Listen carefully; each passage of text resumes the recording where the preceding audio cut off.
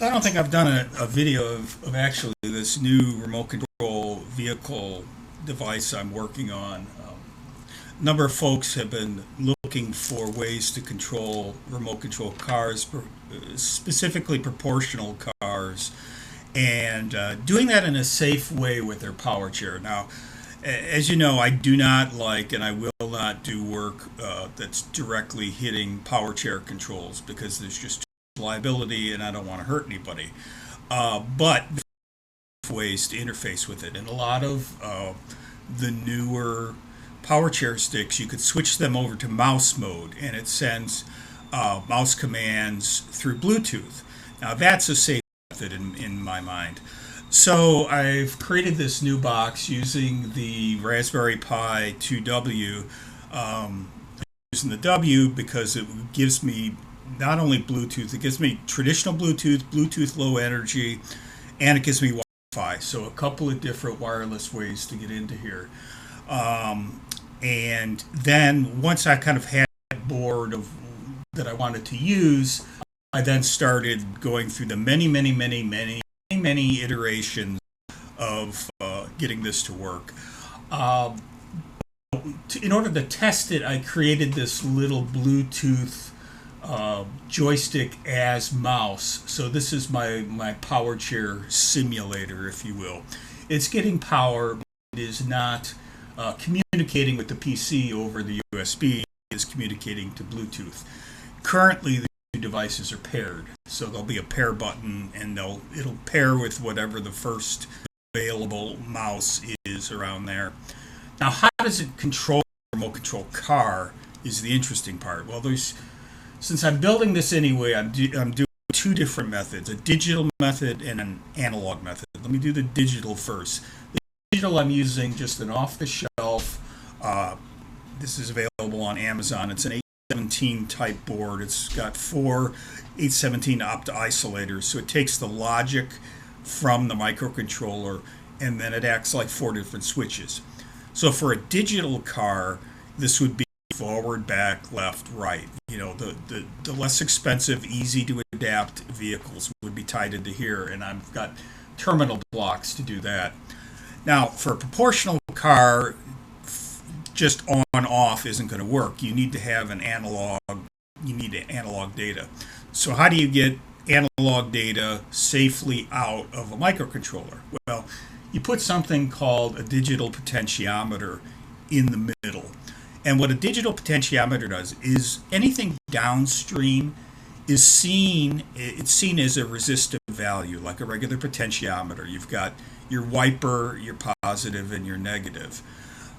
Except it is controlled via SPI, which is a serial protocol, to set the value of it. So in this case, I'm using a 10K digital pot, and I could vary the resistance of the pots. It's got two pots inside of it, so we have X and Y, and I could vary the resistance from low, which is, around zero but not quite, to high, which is around 10K but not quite.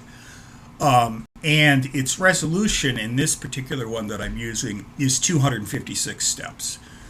So I could move it up and down, negative 128, positive 128. So it gives a pretty good range. This is a similar idea that I use on some of my gaming stuff, and it gives plenty of resolution for any sort of normal size stick. So it'll from high to low it'll do 256. So what's going on this board? Well, whenever you move the stick, there'll be a little LED indicator that shows it's actually being moved. That's just for feedback for me. There are also LEDs on the 817, which you can't really see in the video, but light up also.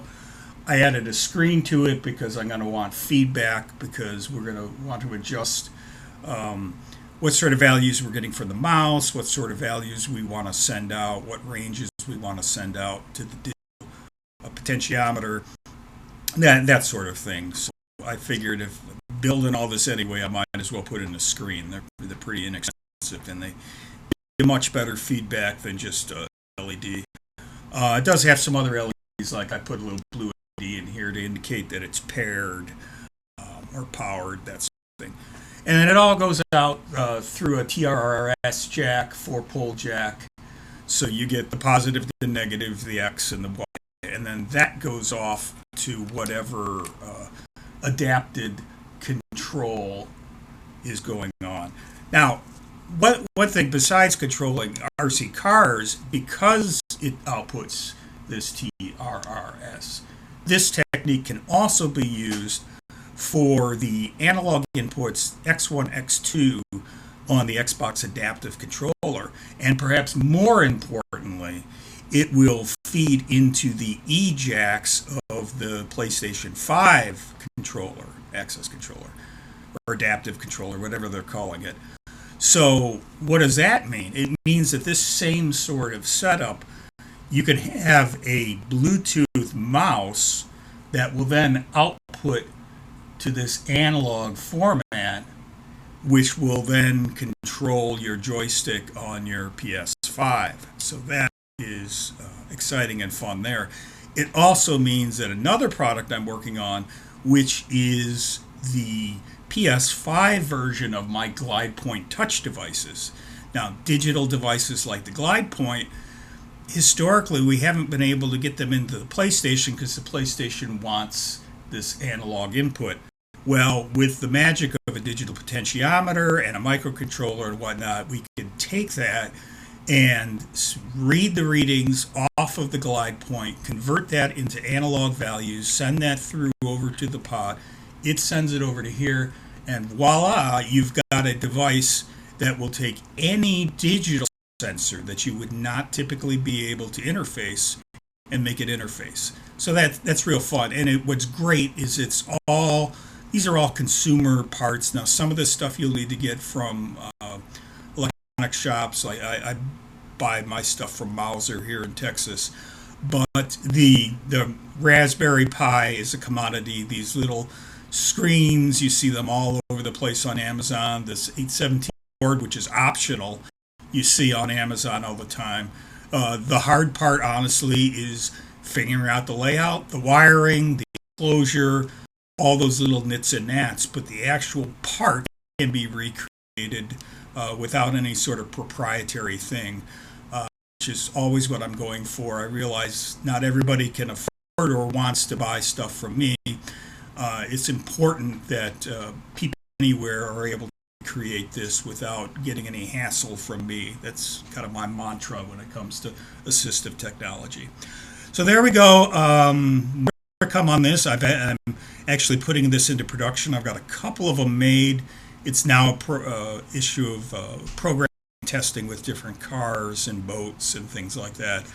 And then I'll be able to get this out to people, and people will be able to control their remote control car using their Bluetooth stick on their power chair.